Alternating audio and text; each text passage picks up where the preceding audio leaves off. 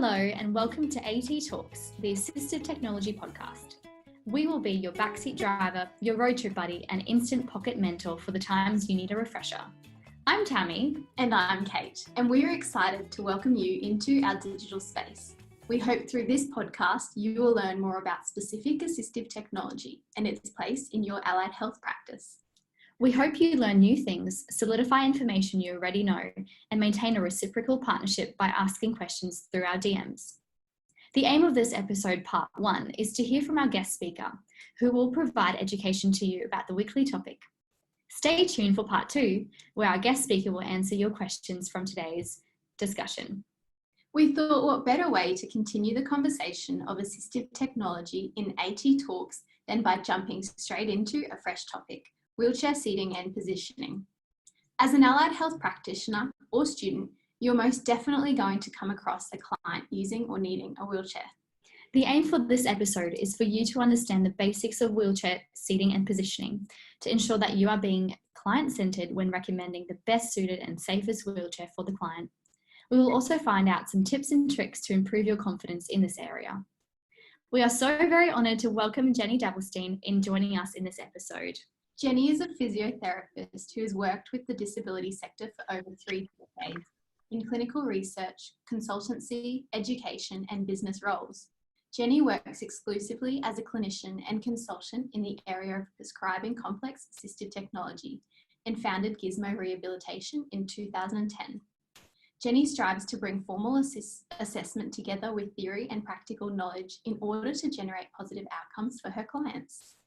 As well as running her busy private consultancy, Jeni is a current board member of the Australian Rehabilitation Assistive Technology Association and a national classifier in the Paralympic sport of boccia, and continues to present regularly at industry workshops, seminars and conferences. Jeni, it's so lovely to have you on Zoom coming from Brisbane today. How are you?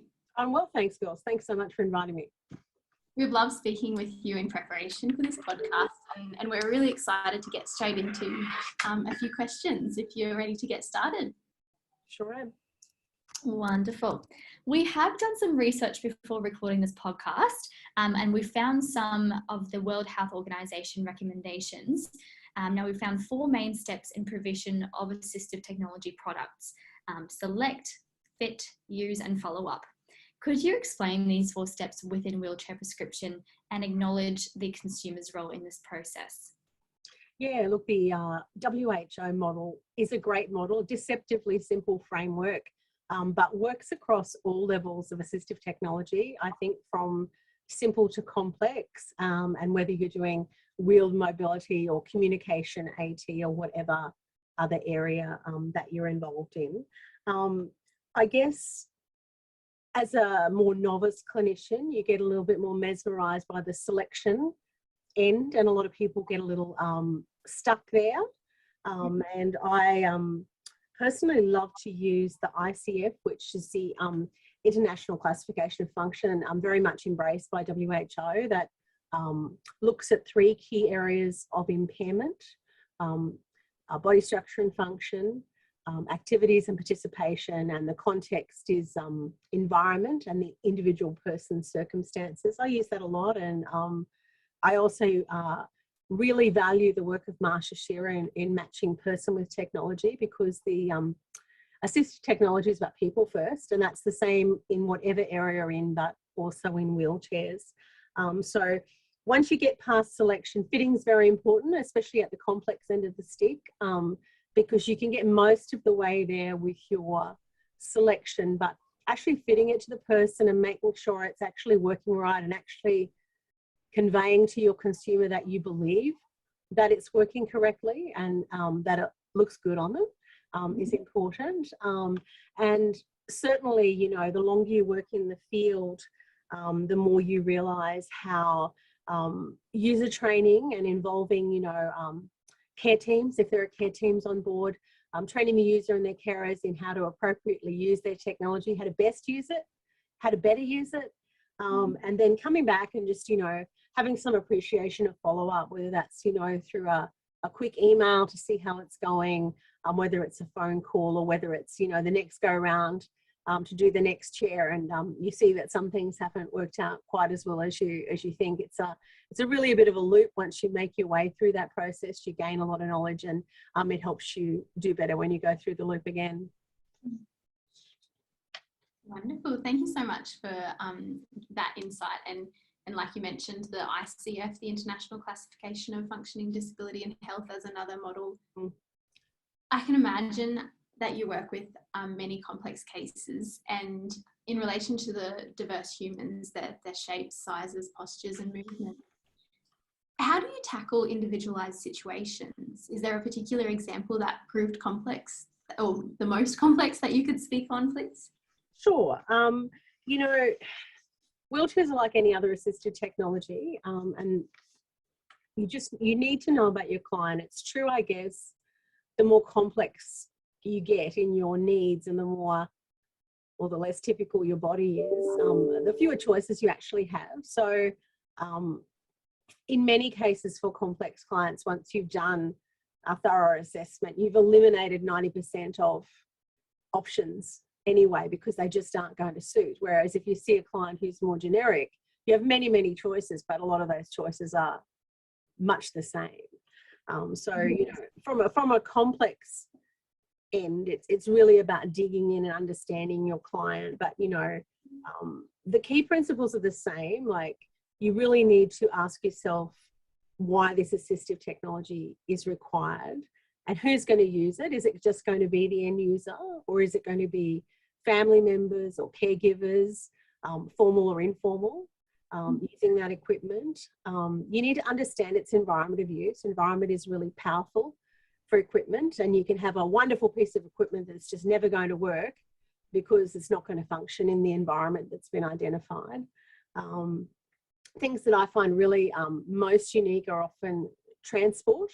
How's it going to get from one place to another? And transfers. How's the person going to get in and out of it? And you know, transfers and transport in particular have quite unique solutions for clients, and they're quite individual. And often the function around that is not very flexible. So if you've got a Holden Barina, you've got a Holden Barina, right? And, you know, if you've only got one caregiver, then the transfer has to work with one caregiver. So that can be a quite critical part of the system to understand.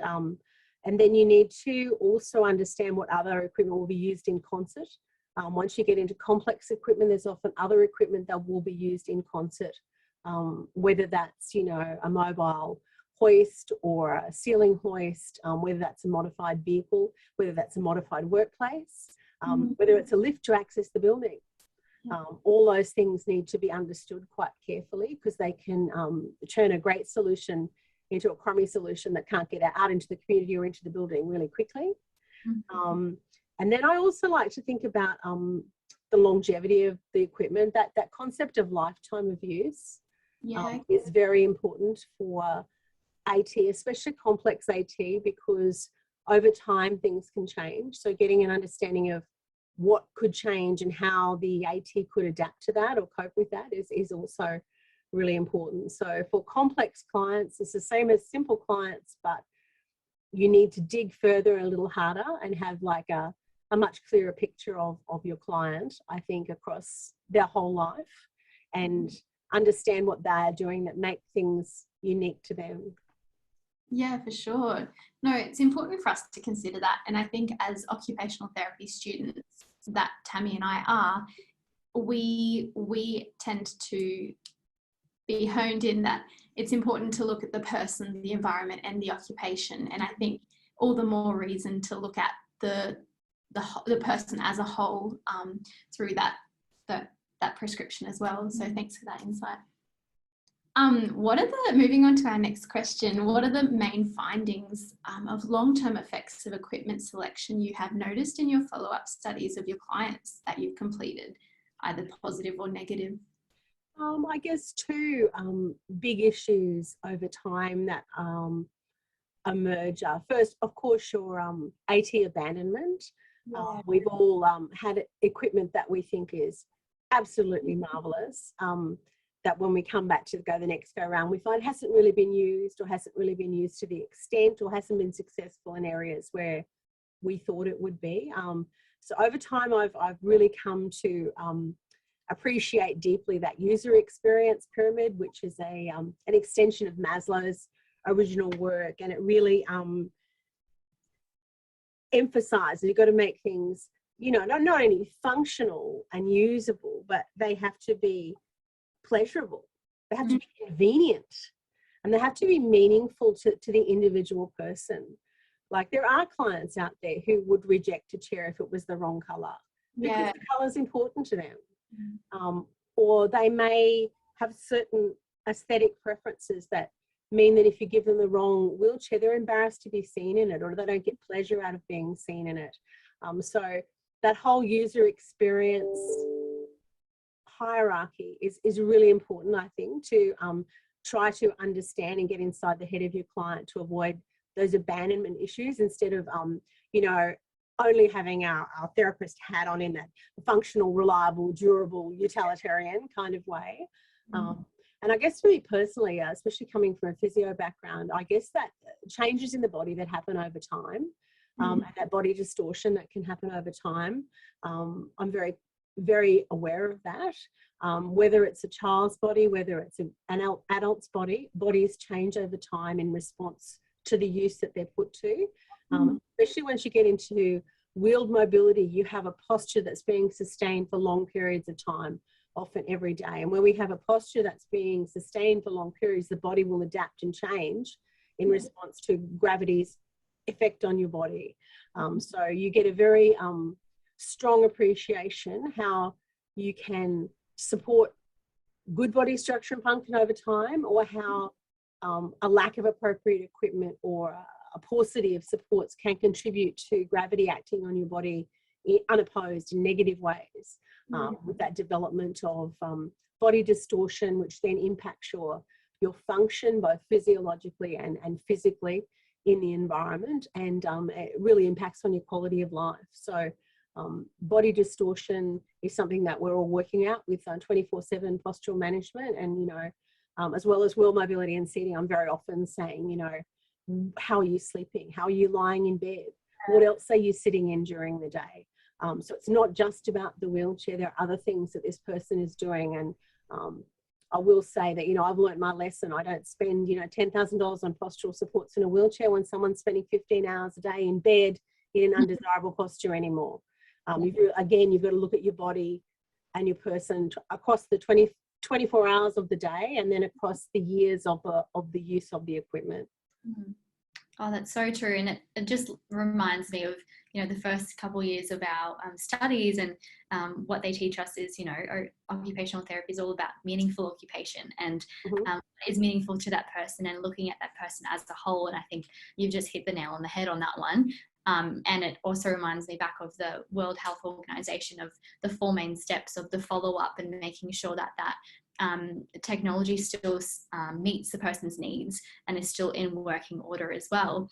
And I guess that leads to my last question of, how often do you actually remeasure wheelchairs or change cushions based on, you know, the changes of the body and the person?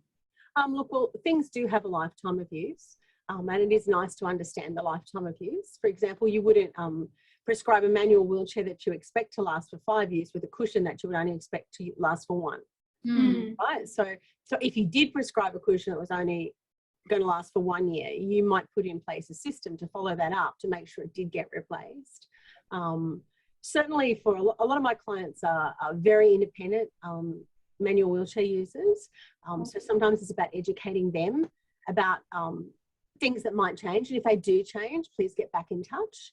Like if your transfers get a little bit more difficult, if you're starting to get a little bit of redness where you didn't get that before, if you think your posture's changing, it's not as easy to breathe as it was, those types of things, come back to see me. And then for clients who don't have as much capacity, who are more dependent clients, I just love photos, girls. I love, you know, to have a photo record of what this looked like when it went out into the world. And I often, for more dependent clients, often do up quite a little carer education guide. This is how you put them in, this is how they should sit, this is what all the bits look like. Yeah. You know, if it starts not looking like this, please give me a call, because people can really understand visual cues. Absolutely. And, you know, I don't write so much anymore. I just take lots and lots of photos, and people send me photos too. They know I love photos. They call me up and they say, this commode isn't quite right, or this chair isn't quite right. I say, send me a photo. What's going on? Yeah. We're in such a visual world these days as well. And I think it's even so accessible just to send a photo. It doesn't need to be a consult just then. Sure. And, you know, I think educating your client about who does what. We had a chat about this in the prelim, but, you know, if your chair's broken or not working, that's a mechanical issue, and you go back to your vendor and you get it fixed. But if you're not functioning like you're supposed to in the chair, if something's hurting, if you can't do something anymore, if it's more difficult to go out or do things that you need to do every day, that's a clinical issue. So just make them feel free to give you a call, tell you what's going on, so you can go and have a look at it. Because sometimes these things are simple to fix, and sometimes they're a sign that we do need to put in different postural supports or change things. Totally, yeah. Thank you for that. That gives us a bit more clarity about our scope as well. And, you know, there's a mechanical job, it's for the mechanics. But then, you know, if it's a thing to do with the person, it's definitely something that we can look at. But Jeni, thank you so much for joining us today in this discussion.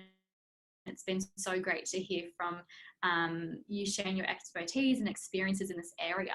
And to the listeners, thank you for listening today to this episode. However way you are listening to this podcast or whatever time of day it is, we hope it has sparked some interest for you and helped you understand the basics of wheelchair seating and positioning.